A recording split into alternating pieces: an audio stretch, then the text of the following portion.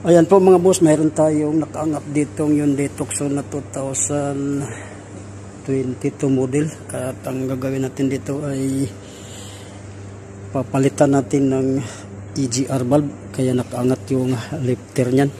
Dito kasi banda ang location nyan.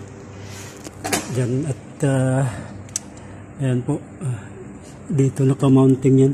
Andyan yung mga hose nya na nakakabit ay tinanggal ko na at naibaba ko na yan, so nandito na at dito ko na siya pinaghihiwalay.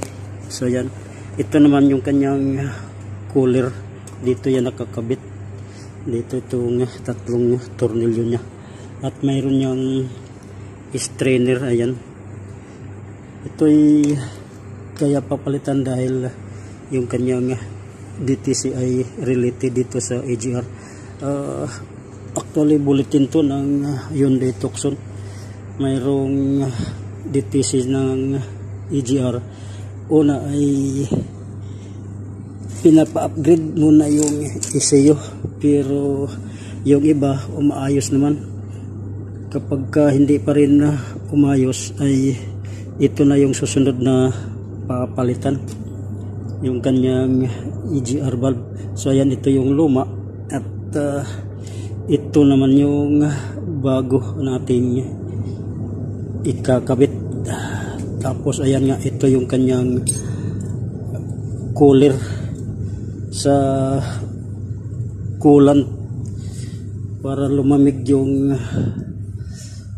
coolant pag pasok dyan.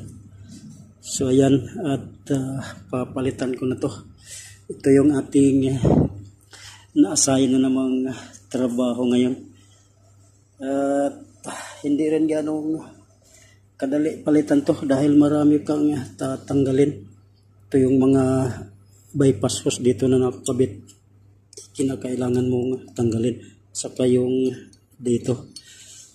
At bago mo maibaba yan ay yan ang mga tatanggalin. Saka yung tornilyo dito sa kanyang bracket dito.